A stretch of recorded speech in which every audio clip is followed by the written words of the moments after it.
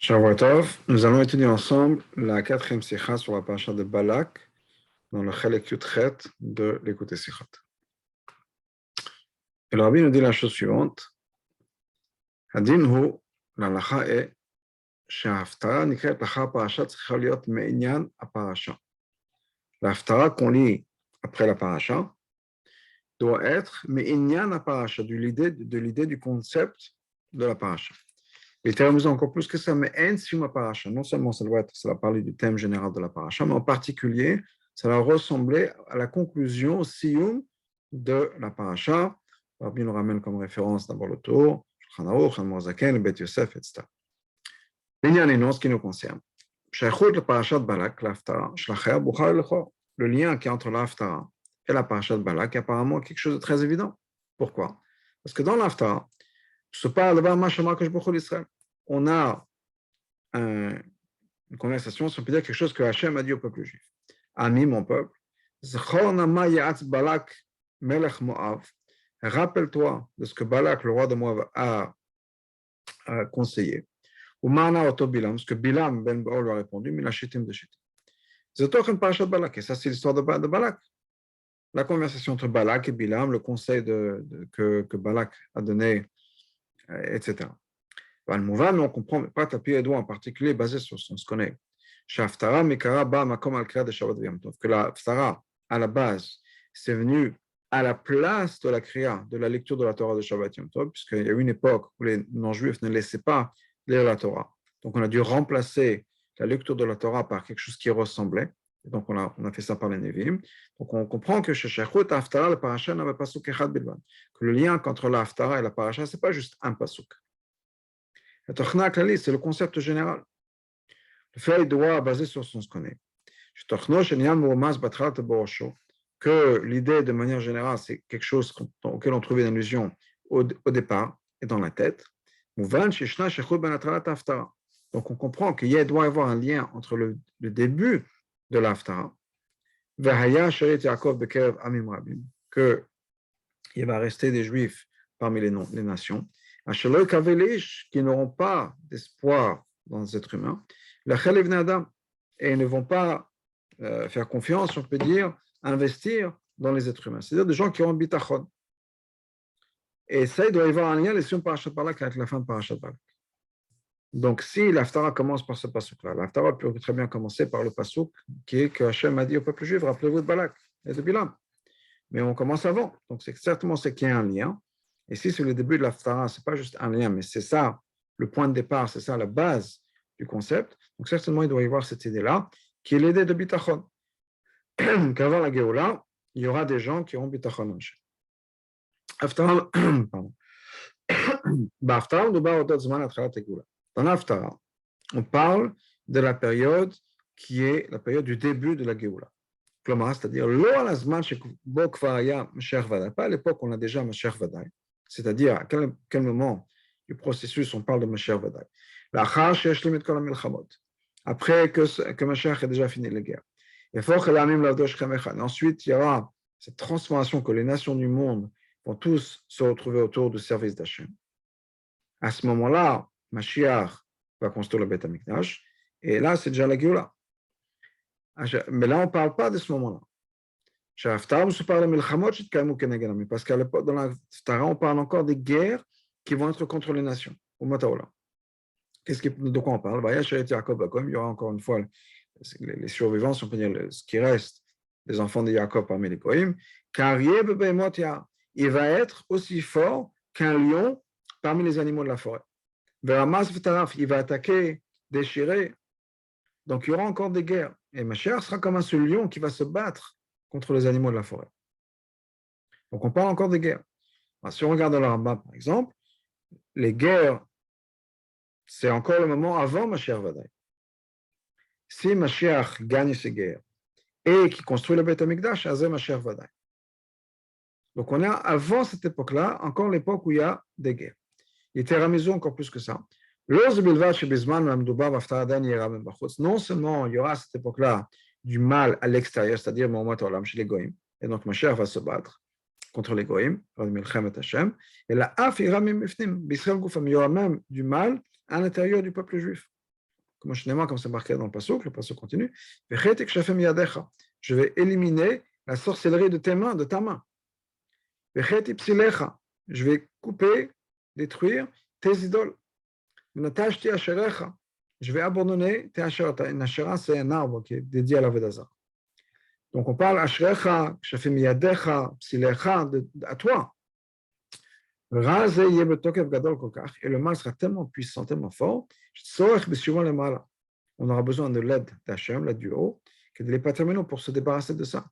Que Dieu, comme c'est marqué dans le pasuk, c'est moi qui vais couper, je vais détruire, je vais abandonner. Tamadavar, parce que l'Haftara parle d'une époque qui est le début de la Géoula.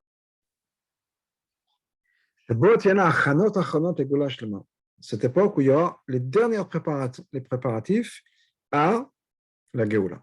Donc on est encore dans cette étape, dans ce processus que le Rambam décrit, encore une fois, dans Yichot Mashiach, comme Yamod Melech Ben David, il y aura un roi qui va se lever, donc un leader du peuple juif, de la descendance de David, etc. Donc on est déjà dans ce processus, mais on est encore dans l'époque où c'est Cheskat Mashiach, on est encore dans l'époque où on peut pas, Mashiach n'est pas, on ne peut pas dire, affirmer que Mashiach est venu déjà assez.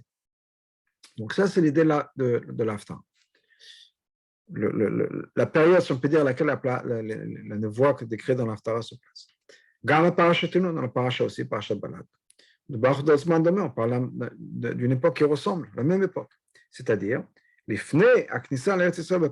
avant que le peuple juif rentre en Israël pour la première fois. Le peuple juif est déjà dans la vallée de Moab, mais Ever Yarden Yericho, de l'autre côté du Yarden, du Jourdain, c'est-à-dire à l'est du Jourdain, ils sont prêts à entrer en Israël. De la même manière que nous, de nos jours, qui est l'époque de la Géoula dont on parle de nos vies, nous sommes prêts à entrer en Israël à l'époque de la Géoula. Certainement basé sur ce qu'on se connaît. Chez les Malais Achet, que s'il n'y avait pas eu de faute, le fait que le peuple juif est rentré en Israël, ça aurait dû être la Géoula Shlema. Donc ils sont vraiment à l'entrée ou au passage, on peut dire, de la Géoula Shlema, puisque le plan, c'était à l'époque, qui rentre et ça y est. Hachana la Géoulaï, c'est quoi donc la préparation de la Géoula, comme c'est décrit dans le Navi? Justement, Batralat Haftara, quand c'est marqué dans le début de l'Haftara, qu'une personne ne va pas mettre son espoir dans une personne. On dit Kavel Hashem dans la Tfila, donc il n'y a pas de tikva d'espoir. Une personne ne va pas investir ses espoirs dans une autre personne. Il ne veut pas non plus prier, si on peut dire, supplier les êtres humains. On est dans un moment où on a confiance.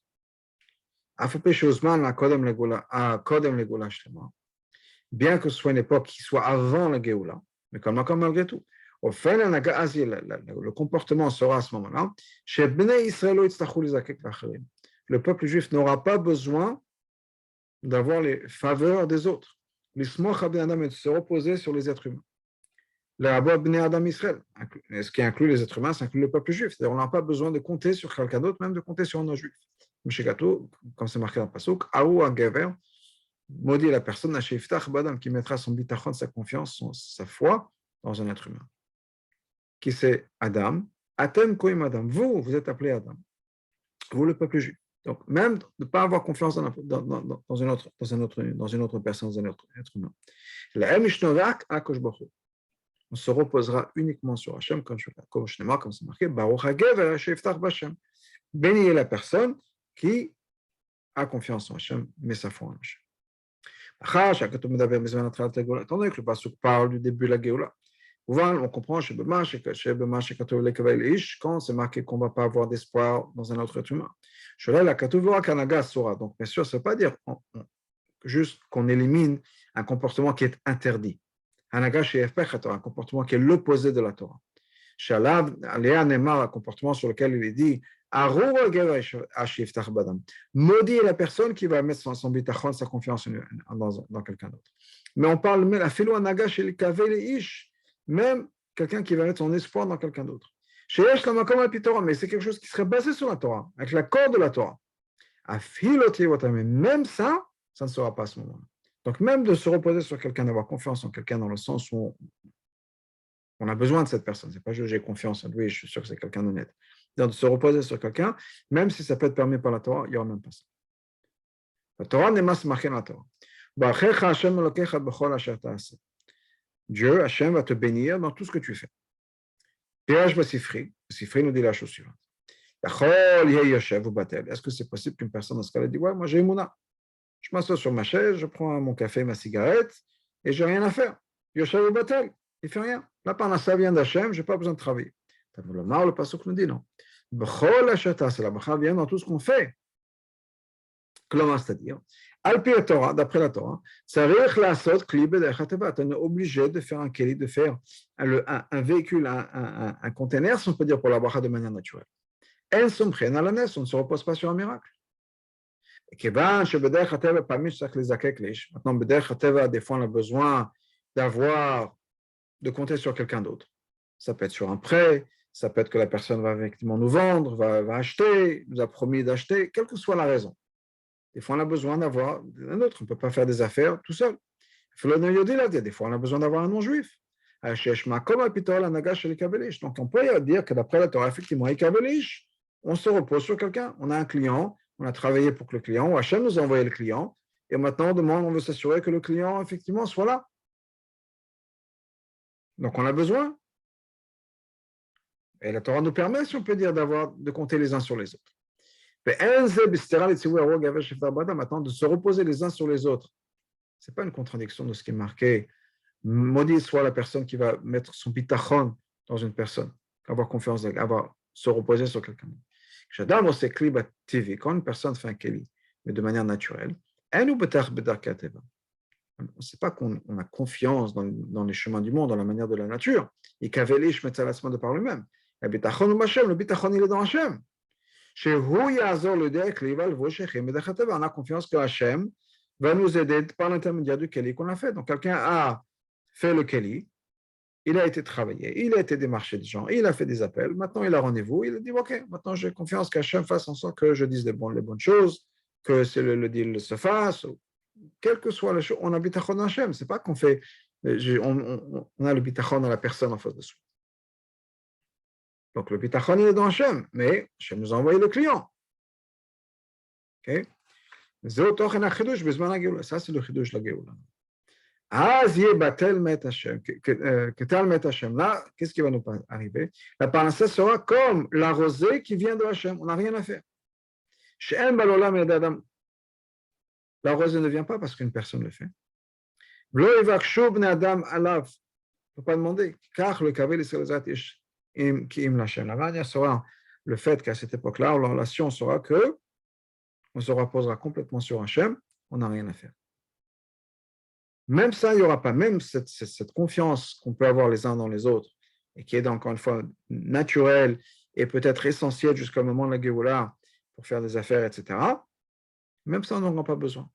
On regardera le monde et la parnassa et toutes les autres choses qui viennent de la même manière que la rosée, ça vient tous les matins. Ça ne s'arrête pas. À l'opposé, par exemple, de la pluie, où la pluie, on nous dit souvent, la pluie, ça dépend du mérite de la personne. S'il faut prier sur la pluie, ça dépend de nos efforts. Ce sera quelque chose de naturel. On n'aura pas besoin de se reposer sur quoi que ce soit. J'ai entendu quelqu'un, la semaine dernière, quelqu'un qui a parlé de bitachon. Il a donné l'exemple suivant. Il a dit, imagine, quelqu'un va au robinet. Pour ouvrir le robinet pour avoir de l'eau. Est-ce qu'on a une angoisse dans nos pays? Alors bien sûr, je suis sûr qu'il y a peut-être des endroits où il n'y a pas ça, mais dans nos pays à nous, est-ce qu'on a une angoisse? On dit, à savoir ce qui va se passer s'il n'y a pas d'eau qui sort. On va au robinet, on ouvre. Il n'y a pas de... On ne se pose pas de questions, si on peut dire. Et la même chose doit être le bitachon. On a confiance en Hachem, de la même manière que on a confiance que quand on va ouvrir le robinet, il y a de l'eau qui va couler. Et bien, Bezat Hachem, quand on ouvre le robinet, si on prenait de brachot Hachem, ça coule. Donc, c'est un peu ça, c'est ce qu'il y aura. Il n'y aura même pas besoin de penser sur les autres. Ce sera comme la rosée, c'est automatique. D'ailleurs, de la même manière que, dans la même direction, si on peut dire, que l'explication que la chassidut donne sur le pasuk, Tov la chasod b'Hashem iftar b'adam. C'est mieux d'avoir confiance en Hachem que d'avoir confiance dans un être humain. Hachem alashon, Tov le chasod b'Hashem iftar b'adam. Qu'est-ce qui est marqué? C'est bien, c'est mieux, si on peut dire, d'avoir confiance en Hachem que d'avoir confiance en l'être humain. C'est-à-dire que quoi? Même d'avoir confiance en l'être humain, c'est moutar. C'est pas marqué que c'est assaut. Et même ça, c'est quelque chose qu'on fait. On a besoin de faire confiance les uns aux autres. Et là, la chassot b'Hashem, tu vas faire, mais c'est mieux d'avoir confiance en Hachem. Si on a le choix. De pirouche, batuach ba'adam hu. Quand on dit que quoi, batuach ba'adam, la chassidut nous explique c'est quoi d'avoir confiance, d'avoir son bitachon ba'adam, c'est ba'adam ha'elyon. C'est l'homme d'en haut. Ça représente quoi cette madriga de l'homme d'en haut? Le mal et c'est la révélation d'Hachem de manière naturelle. Parce que quand il s'agit de cette madriga de Mamale Kolamin, Hachem qui se révèle par l'intermédiaire des mondes et de la manière dont le monde fonctionne, c'est-à-dire une personne va faire des efforts. On a besoin de faire le keli, on a besoin de faire un vêtement, si on peut dire, de manière naturelle, dans lequel il y aura la bracha d'Hachem. Donc il dit, c'est mieux d'avoir confiance dans Hachem, ça représente le niveau de Sovev Kolamin. Au-dessus, quelque chose qui dépasse la manière dont Hachem se révèle par le monde. Quelque chose qui dépasse le monde du miracle. Chez quel mitzvah madriga zo, parce que d'après cette madriga-là, on n'a même pas besoin de faire des efforts pour derech hateva. Et là, c'est Hachem lui-même qui nous donne la parnassa. Hachem fait le keli. Imaginez, on nous dit souvent que c'est blague ou la personne qui a prié pendant longtemps, qui Hachem, il voulait gagner au loto. Et finalement, un jour, Hachem dit, regarde, c'est quoi, je veux bien que tu gagnes au loto, mais moi, achète un billet. Imagine, on n'a même pas besoin d'acheter un billet. La personne marche dans la rue, il trouve un billet de loto et c'est le billet gagnant. C'est beaucoup mieux que d'avoir à faire des efforts bédachatel. Est-ce que la Chassidut nous explique que quand ça vient d'une manière de Sovev Kolamin, on n'a même pas besoin de faire le keli. Le keli, c'est quelque chose que même Hachem s'occupe. La Chet HaKavana, donc l'idée c'est quoi? Le but des choses. Pas que le monde disparaisse, le monde arrête de marcher comme on connaît, si on peut dire. Et là, au contraire, élever ce comportement naturel, ces règles de la nature, au point où ce sera révélé à tout le monde, que même la nature ne fait qu'un avec Hachem. Maintenant, retournons à ce que nous disons. Le pasuk nous dit quoi dans l'Haftara? N'aura pas ses espoirs dans quelqu'un d'autre. Ça ne veut pas dire qu'il n'y aura plus d'aide les uns pour les autres. Non. Ça veut dire quoi? Qu'à ce moment-là, la nature sera tellement unifiée avec Hachem, au point où on verra clairement que ce n'est pas quelqu'un qui nous a aidés, c'est l'aide d'Hachem. Et on ne fera pas d'erreur, si on peut dire, sur ça, qui est vraiment la personne qui intervient. Des fois, Rabbi va expliquer ça, mais des fois, par exemple, moi, dans mon travail en tant que chéliar, il faut je lève des fonds. Lever des fonds, ça vient par des gens qui ont des moyens, à qui Hachem on fait confiance. Mais quand moi, je vais chez M. Le Gvir, et que M. Le Gvir fait un don en Betravad, est-ce que je pense quand même, alors bien sûr, je le remercie, mais je vois quand même que c'est l'aide de quelqu'un, c'est M.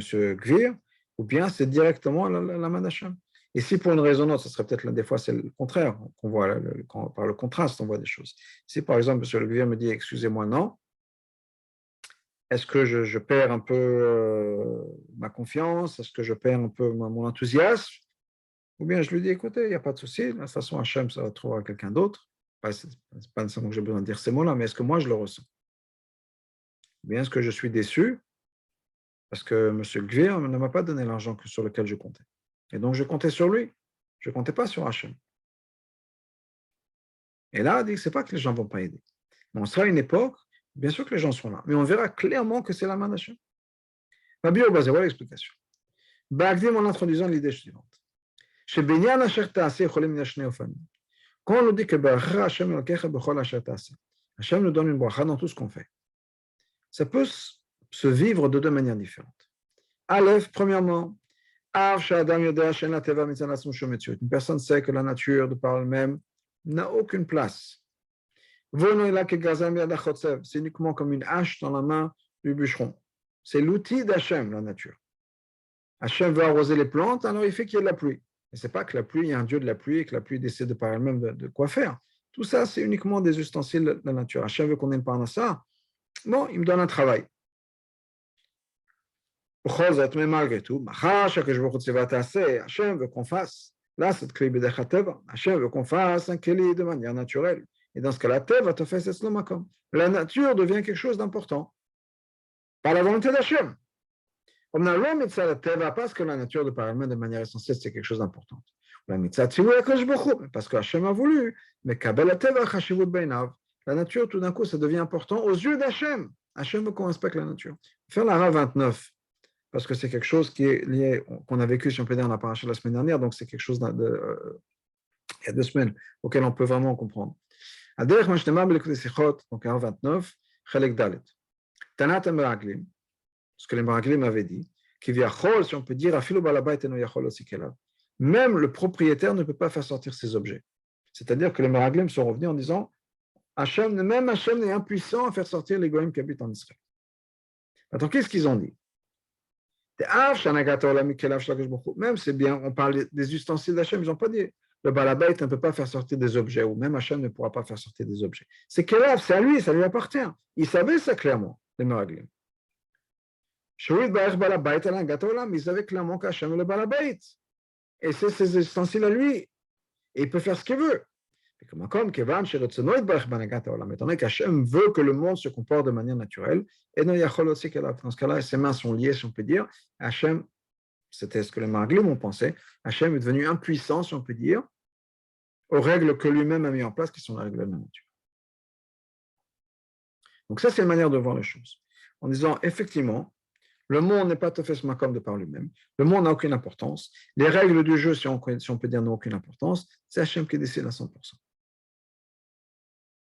Mais Hachem a décidé que le monde devient important et qu'il faut respecter les choses. Et donc, j'ai besoin de faire ma shtadlut. Ma shtadlut, c'est uniquement bien sûr pour Hachem, mais ma shtadlut devient important. Et ce client-là, il devient important. Et ces règles de la nature, ça devient important. Et l'agent de police qui m'arrête parce que j'étais un peu trop vite dans la route, c'est important. Ce n'est pas juste le chaleur d'Hachem. Il faut que je sois gentil avec lui. Parce qu'après tout, c'est lui qui va prendre une décision, pas Hachem. Donc ça, c'est une manière de voir les choses. Deuxièmement, une personne s'occupe de manière naturelle des choses uniquement parce qu'Hachem a voulu. Comme la nature, pour lui, ça n'a aucune importance. Pour lui, c'est uniquement un moyen d'accomplir la volonté de Dieu. C'est un peu la différence comme quelqu'un qui est employé et qui n'en a rien à faire, ce n'est pas son business. Donc là, il est en travail, effectivement, il doit travailler. Ok, Hachem veut qu'on travaille. Bon, je vais travailler. Ce n'est pas ma vie. C'est peut-être même pas ma parnassa. Ma parnassa, c'est Hachem qui l'envoie. C'est Hachem qui donne l'argent pour, etc. Maintenant, il faut que je m'occupe dans la journée. Hachem a dit qu'il faut travailler. Je travaille. Mais c'est uniquement parce que c'est la volonté d'Hachem. De la même manière que Hachem veut qu'on mette les tefilines. Hachem veut qu'on travaille. OK, alors on met les tefilines, on met le travail. Ça me rappelle l'histoire de cette personne en Russie qui avait, à l'époque du Rabbi Rachab, entre le moment où on a éliminé le tsar de Russie et le moment où les communistes ont pris le pouvoir, il y a eu des élections, il y avait un gouvernement qui était un peu plus ou moins démocratique, et il y avait des élections. Le Rabbi Rachab a demandé aux chassidim d'aller voter. Et ce chassid, qui ne savait pas trop exactement ce qui se passait dans les affaires du monde et la politique, il a compris, le Rabbi Rachab veut qu'on va le voter. Pour lui, aller voter, c'est une shlichut. Il se levait tôt le matin, il est parti au mikveh, il a étudié la chassidoute, il a prié Bavoda, ensuite il est parti, il a mis son cartel, il est parti voter. Pourquoi? Parce qu'il va faire une shlichut du Rabbi Rachab. Donc, c'est un peu près cette approche-là, si on peut dire. Et pour lui, aller travailler, c'est une mitzvah d'Hachem. Ce n'est pas une question de résultat, ce n'est pas une question de parnassa. C'est Hachem veut que de 9h à 5h, on soit au travail. OK, alors de 9h à 5h, je suis au bureau. Et je fais ce que j'ai à faire. Mais c'est uniquement pour faire la volonté d'Hachem. La parnassa, c'est Hachem qui nous donne. C'est ce que Chazal nous dit à la pasuk Vayi emunat itecha. Pasuk qui nous dit qu'il y a cette emuna itecha dans le temps. Et Chazal nous dit quoi? Emunat c'est Seder Zraim. L'emuna, c'est quoi? Seder Zraim. C'est toutes les halachot qui sont liées dans les Mishnah, dans la Gemara, dans le Mishnah, aux halachot de planter. Pourquoi? Chez Ma'amin b'chaye olamim v'zora. On a cette confiance dans la vie du monde, c'est-à-dire dans Hachem, et on plante. C'est-à-dire, pourquoi est-ce qu'une personne plante? Pourquoi est-ce qu'un juif va prendre des graines de blé qui sont parfaitement bien et qu'on pourrait manger, il va les enterrer? Même que ce soit quelque chose de bien, que ce soit quelque chose de naturel. Qu'une fois qu'on a planté, ça pousse. Il n'y a aucune différence de savoir qui va planter. Est-ce que c'est un juif qui va planter le blé ou bien c'est l'avdil un non-juif qui va planter le blé? Même c'est possible que des fois, ce soit une graine qui est tombée de par elle-même. Il n'y a personne qui s'est occupé. Le vent a amené, a fait tomber une graine de quelque chose sur la terre. La nature de la terre, c'est quoi? De faire pousser les choses. Et c'est encore plus que ça. La nature a été faite de telle manière dans la terre, à chaque comme le passage nous dit, les saisons ne s'arrêteront jamais. Donc on a cette garantie d'Hachem, c'est Hachem qui a décidé que ça va toujours pousser, il y aura toujours des saisons, ça va toujours pousser. Comme malgré tout, après tout ça, pour un juif, le fait que planter et il va y avoir quelque chose qui va pousser derrière, et c'est donc c'est un phénomène complètement naturel, pour lui, ce n'est pas important. Quand lui va planter, quand il plante, il ne fait pas ça parce que d'après la nature, quand on plante du grain de blé, il y aura du blé qui va pousser. Uniquement parce qu'il croit en Hachem. Et parce qu'il croit en Hachem, il plante, et il sait que ça va pousser parce qu'Hachem l'a dit. C'est une émouna tellement forte que même si on suit les règles de la nature, on le fait uniquement parce qu'Hachem l'a demandé, parce qu'on a émouna. Alors, quelle différence entre ces deux approches? Soit les règles de la nature sont importantes parce qu'Hachem veut qu'on suive ce chemin-là, ou soit les règles de la nature n'ont aucune importance, c'est une mitzvah, c'est écouter Hachem, et c'est Hachem qui décide. La différence entre ces deux comportements, ce n'est pas juste quel degré de bitachon on a et combien est-ce qu'on ressent son bitachon. Mais il y a quelque chose qui va découler de ça, dans notre comportement, dans notre pensée, parole et action.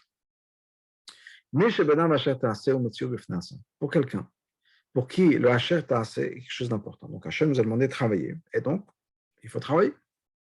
Et Hachem a choisi que c'est par son travail qu'on a la parnassa. Pour quelqu'un qui voit ça comme ça, la nature, ça prend sa place, c'est important. Dans ce cas-là, qu'est-ce qui se passe? Il y a le travail, il y a les mitzvot, c'est deux choses différentes. Quand il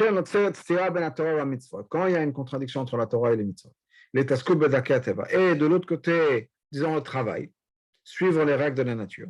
J'ai mon patron qui me demande, j'ai mon business qui m'appelle, mais de l'autre côté, je dois aller au minyan, ou je dois aller à un shiur. Rami va nous donner un exemple. Par exemple, s'il va prier pendant longtemps, ou alors il va peut-être pouvoir perdre quelque chose au travail. Ou par exemple, il va donner beaucoup de tzedaka. Peut-être que ça va lui enlever de l'argent pour pouvoir investir.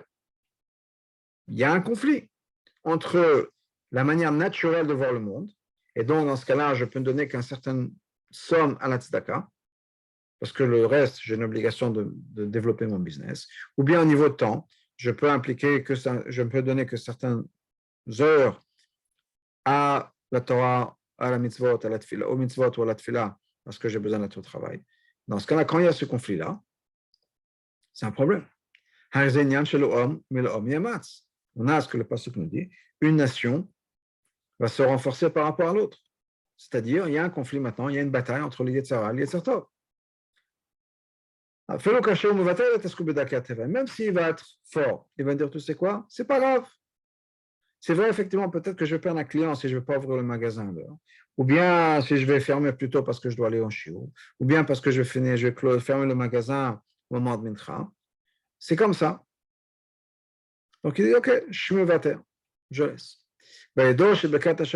Pourquoi est-ce qu'il fait ça? Parce qu'il sait que la bracha d'Hachem, c'est ça qui nous donne la bracha. C'est comme ça qu'on devient riche. Et c'est de manière naturelle le fait qu'on a besoin d'ouvrir le magasin, qu'on a besoin de chercher des clients, qu'on a besoin d'investir, etc. Tout ça, c'est uniquement les vêtements, si on peut dire, pour la bracha d'Hashem. Et donc, lui, il est impliqué dans le Torah Mitzvot. Malgré tout, ça vient à un prix. Le prix, c'est quoi? C'est qu'il faut se renforcer, il faut se battre avec notre Yetzera, avec notre Nefesh Abamit. Parce qu'il y a ce conflit. Il est toujours possible que s'il y a un conflit, on ne sait pas qui va gagner. Il est possible qu'il y aura l'autre côté qui va gagner. Alors effectivement, peut-être que pendant longtemps, ce sera le côté positif qui va renforcer. Le Nefesh Elokit va dire effectivement, je sais que la bracha vient d'Hachem, et donc ferme ton business quand tu dois les fermer, prie comme il faut, prie comme un mensch, avec un minyan, etc. Cours pas au travail, ou autre. Donne plus de tzedaka, tu ne vas pas perdre. C'est vrai que peut-être pendant longtemps, il va gagner la bataille, mais il est toujours possible, à chaque fois, on ne sait jamais. Quand il y a une bataille, on ne sait pas exactement comment ça va se passer. Il est possible que malheureusement, l'autre côté, ça gagne. Bisman, comme si pour lui, cette ishtadlut, ce tassé, n'a aucune importance. Il le fait uniquement parce que c'est la volonté d'Hachem. Hachem veut que j'ai le travail, je veux travailler. Je n'ai pas le choix, si on peut dire. Pour lui-même, c'est Nyan d'Avodat Hashem.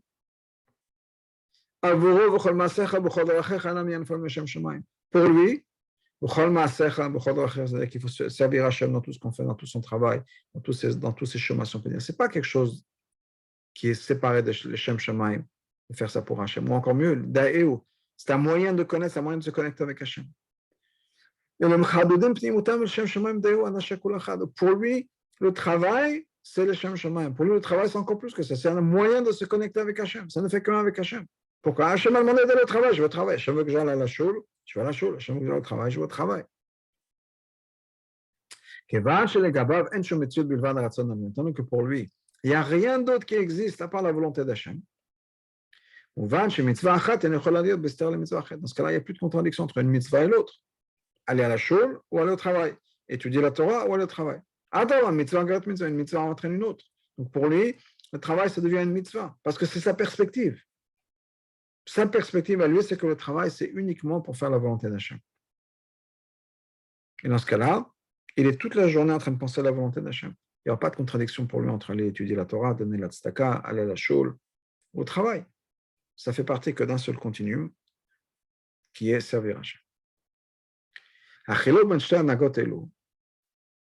différence entre ces deux comportements, ça ne commence pas en tout cas de manière révélée avec quelque chose qui est concret. On peut montrer une différence concrète. Le Yitzhara ne vient pas en disant à une personne va contre la volonté d'Hachem. Le Yitzhara sait très bien que ça ne marchera jamais. Et la mechut asa, c'est quelque chose qui est comme un cheveu. Hayom, au début, aujourd'hui, Pitrila au départ.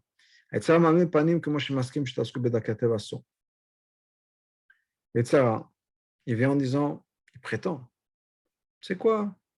Faire les choses b'derech hateva. C'est interdit que ça contredise la Torah et les mitzvot. Mais ça ne va pas dire à une personne, arrête d'étudier, arrête de faire Shabbat, va travailler.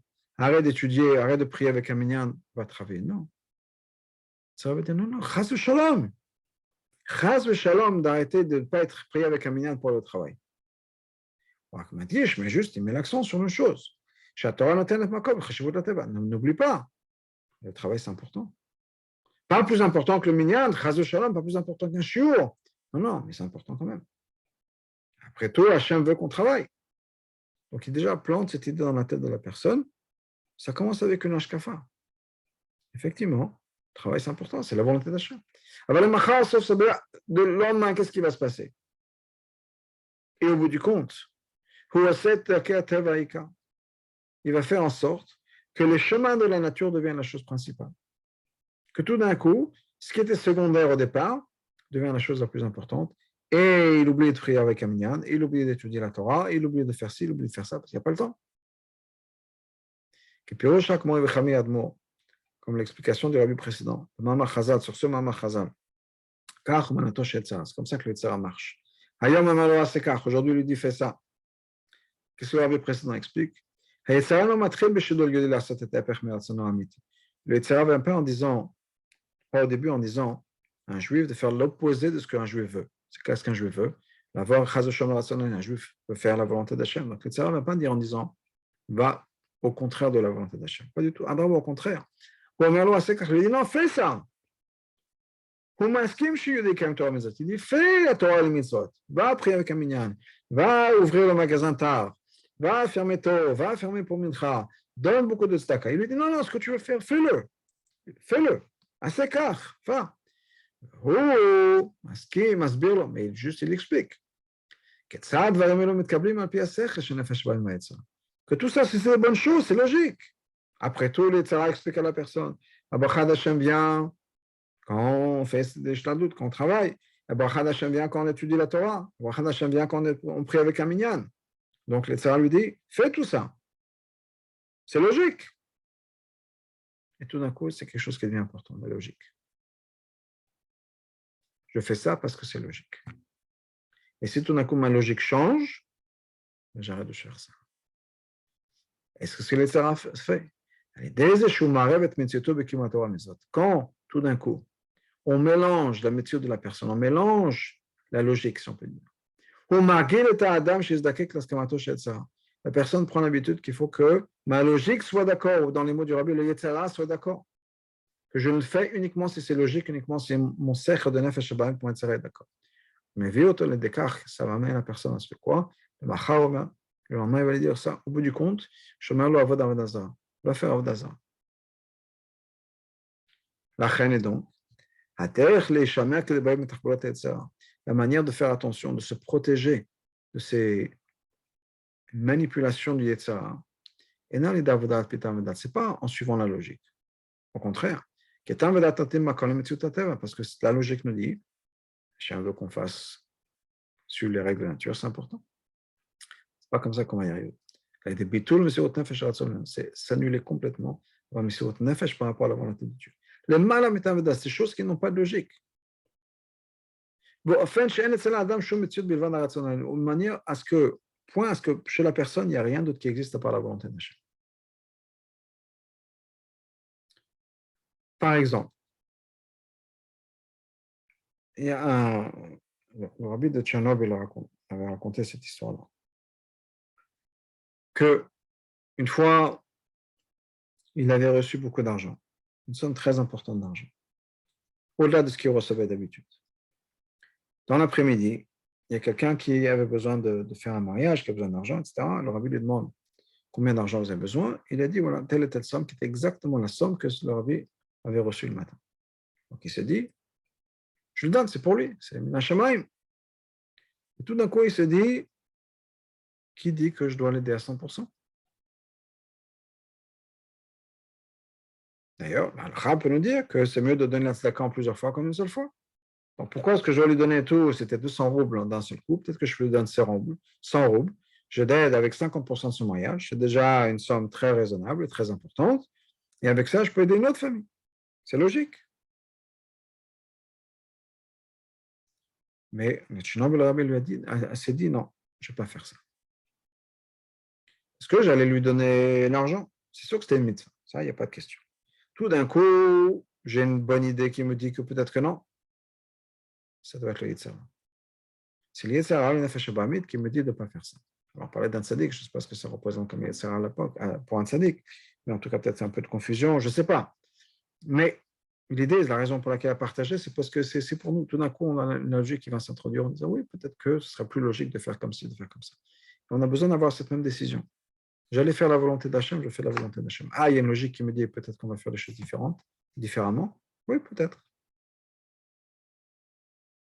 Mais ce n'est pas comme ça que ça marche. Et ça ressemble à ce qu'on avait dit plus haut, en Sif Gimel, la différence qu'il y a entre de faire confiance à Hachem, Sobev Kolamid, et par contre confiance en une personne qui me mal Kolamid. Ça, quand ils arrivent d'avoir l'idée de faire confiance à une personne qui me mal Kolamid, c'est Hachem qui passe par les chemins de la nature. Ça ressemble à quoi chez nous? C'est quand on fait les choses de manière logique et rationnelle. Dans ce cas-là, effectivement, on a besoin de faire les choses de manière naturelle. Qui est le Kabé, Madrigazo, et Shloder Kateva, Tfisat Makom. Parce que pour cette Madriga-là, ta Kateva, son Tofes Makom, c'est important. Ce n'est pas une punition, c'est que si on se met à ce niveau-là, mais c'est comme ça que ça va marcher. Par contre, si on se met à un niveau supérieur, et on est pris au niveau de Sauf Kolamim Hachem qui dépasse les règles de la nature. Ça représente quoi chez une personne? C'est le bitul qui dépasse la logique. Les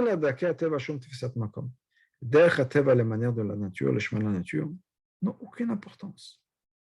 Donc à ce niveau-là, Hachem nous donne la parnasse. Bien sûr qu'on a des kelim. Ça vient en haut. Effectivement, on ne peut pas gagner le loto sans avoir un billet. C'est comme ça que les règles de la nature ont été faites. C'est Hachem qui nous donne le billet. Comme on l'a dit plus haut, quand même quand cette personne est impliquée dans les choses du monde, pour lui, ça n'a aucune importance. À quel point où, on ne peut même pas regarder ça comme si c'était quelqu'un qui l'a aidé. Parce que pour lui, le chemin de la nature, ce n'est que la révélation d'Hachem. Et ça, c'est l'explication. Carton ça.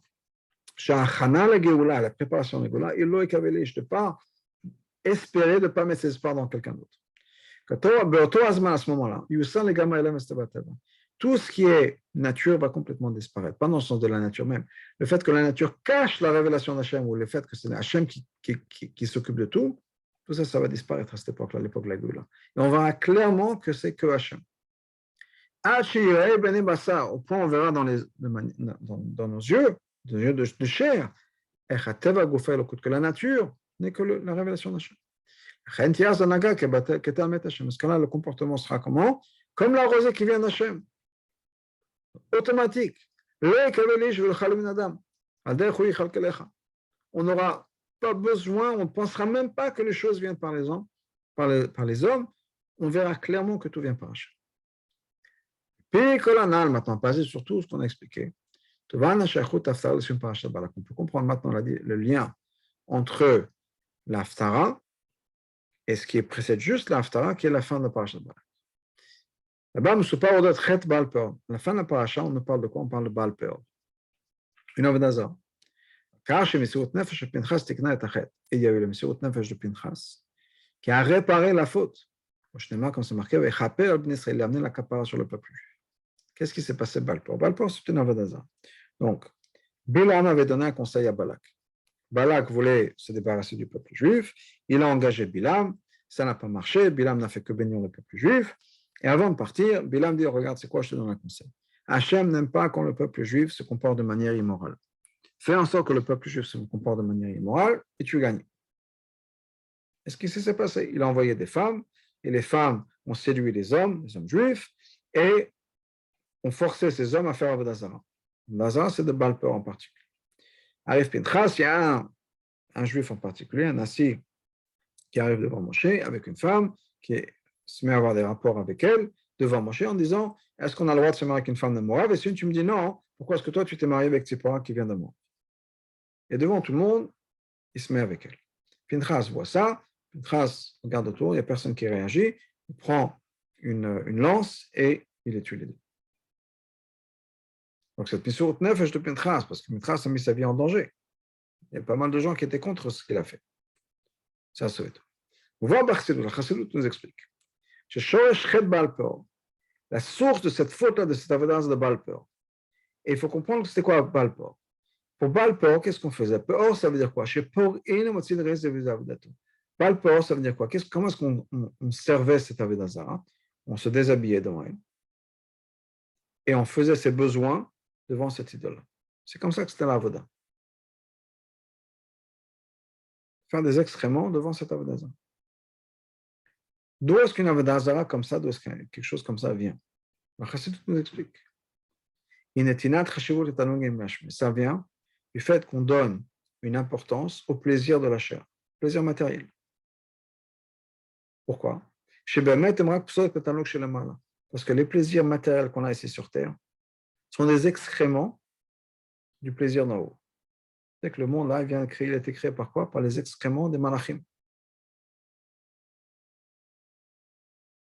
Et si nous, on donne la valeur à ça, c'est exactement l'idée de l'Avodah Zarah, juste un niveau peut-être un peu au-dessus, qui est de donner la valeur à des excréments. Et c'est ça la source de Chalut. Comment c'est possible? Comment est-ce qu'une personne peut regarder des excréments et regarder ça comme quelque chose qui est important? Encore une fois, les Tanugim Gashmi, parce que les Tanugim Gashmi, c'est les excréments dont on parle. Pour nous, c'est clair que des excréments humains ou autres animaux, c'est quelque chose qui est dégoûtant. On ne se rend pas compte que les Tanugim de ce monde-là, c'est les excréments des Malachim. Comment est-ce qu'on peut leur donner de la valeur? Ça vient de ça, chez Dake Ateva, que les chemins de la nature, si on peut dire encore une fois, c'est quelque chose d'important. On donne de l'importance aux affaires du monde alors que ça ne devrait avoir aucune importance. Ça fait en sorte qu'une personne se plonge dans ce sein. Maintenant, on peut comprendre aussi ce que Chazal nous dit. Ce qui concerne le pardon de la faute de Baal Peor. Qu'il n'y aura pas un pardon définitif pour le Baal Peor jusqu'au moment de Triat Ametim, après la venue du Mashiach. Pourquoi? Parce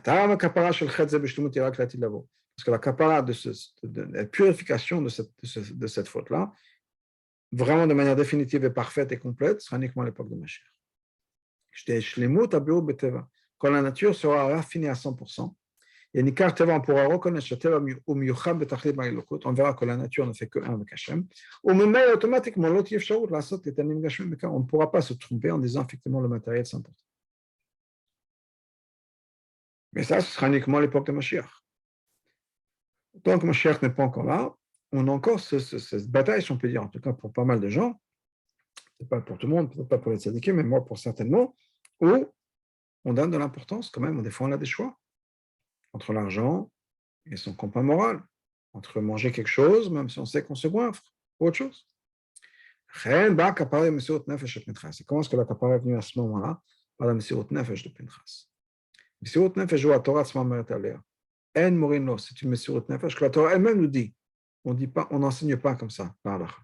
C'est-à-dire, si quelqu'un vient, demande la halakha. Voilà, il y a cette histoire. Un homme qui a des relations avec une non-juive en public, qu'est-ce qu'on fait? La halakha ne va pas être on le met à mort. Si Pinchas avait posé la question, on leur aurait dit de ne pas le faire. Pinchas n'a pas été influencé par ça.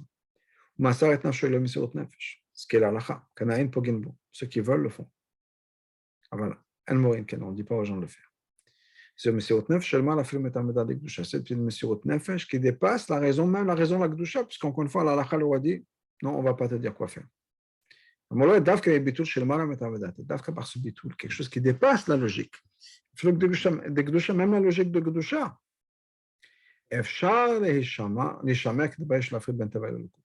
On peut être protégé de manière comme il faut, correcte, de ne pas faire cette séparation entre la nature et Hachem.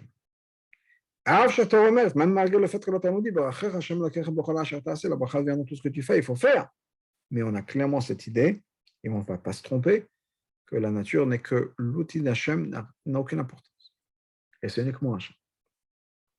Maintenant, on comprend aussi le lien entre ça et rentrer en Israël. Encore une fois, comme on l'a dit, les événements de la Parashat Balak sont mamash avant d'entrer en Israël. Dans le désert, il y avait la manne.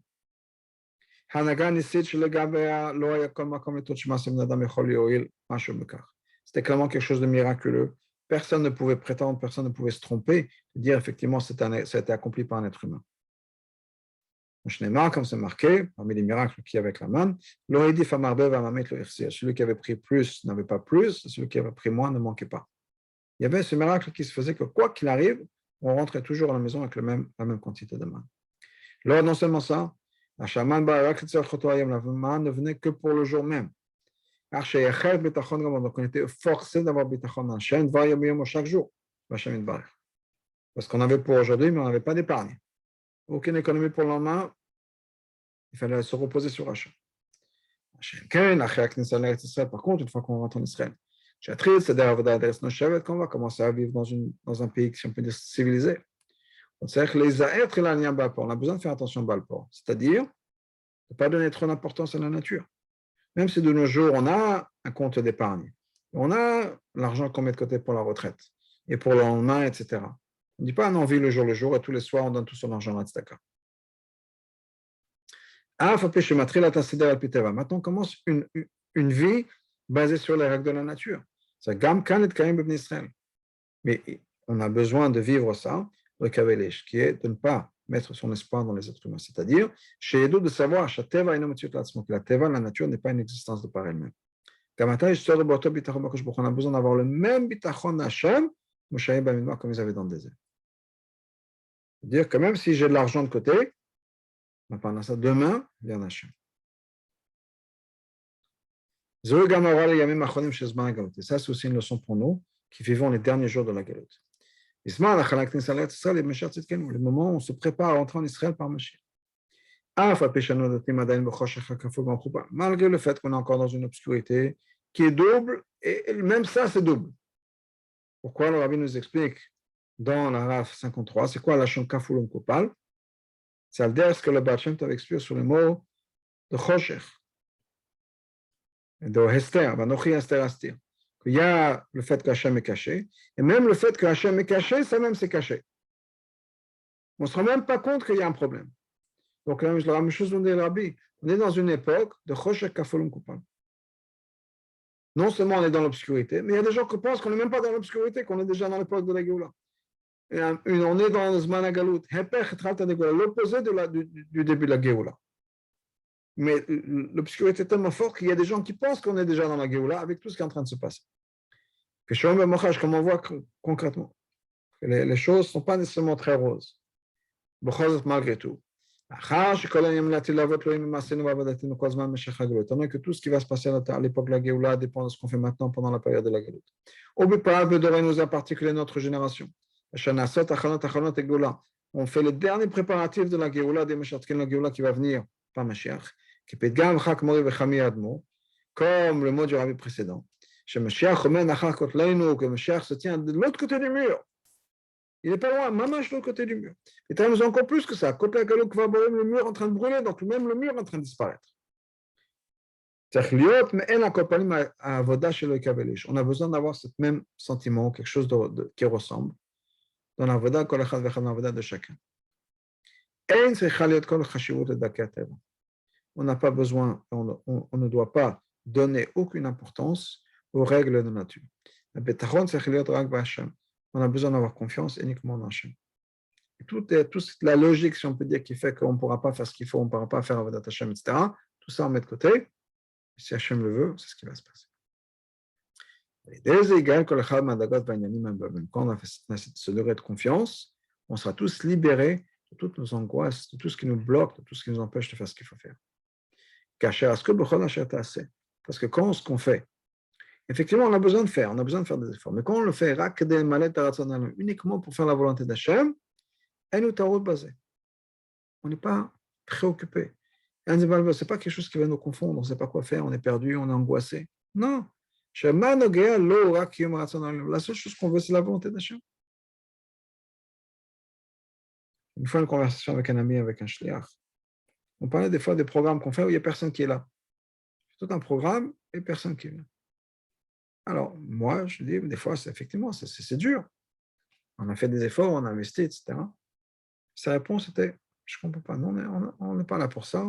On a fait notre travail. Alors, imaginez quelqu'un qui a été engagé pour mettre un programme en place. On a été engagé, j'ai fait mon travail, je sais que j'ai fait mon travail comme il faut. Le résultat, ce n'est pas à moi. On travaille pour le rabbi. Et ça m'a tellement impressionné, sa réflexion, effectivement, pourquoi est-ce qu'on se met de manière personnelle? On a une shlichut à faire, on fait ça uniquement parce qu'Hachem nous a demandé. Moi, je fais ce que Hachem m'a demandé. Il n'y a pas de résultat que j'attendais, j'ai investi de manière humaine, si on peut dire, je me suis investi, je ne vois pas le résultat. Et ce n'est pas mon problème. Hachem a voulu que je fasse l'effort, j'ai fait l'effort. Un effort vrai, etc. Ce n'est pas que je prétends, non. Quand on a cette attitude-là, on est libéré. Et c'est une Géoula qu'on peut chacun avoir en se disant, Moi, je fais la volonté d'Hachem. Hachem veut que j'aille au travail, Hachem veut que j'ouvre mon magasin, Hachem veut que je fasse telle et telle chose, que je sois à la recherche de clients, que je sois à la recherche d'investissement. Je fais la volonté d'Hachem. Quand on a cette attitude, on est soi-même libéré. Il nous dit, Baal kol echad vechad geoula qui vient pour chacun. Et ça, gamachana le kli geoula kli tamishar. Et ça, c'est une préparation. C'est non seulement une préparation, c'est le keli pour faire une geoula, pour amener la geoula pour le clan Israël par Mashiach. Cette relaxation du fait qu'on est là pour faire la volonté d'Hachem. Et donc, quand on arrive à l'époque, le Yom Shekol Shabbat ou Menucha, après la même une période qui sera complètement Shabbat, une période de repos à éternité.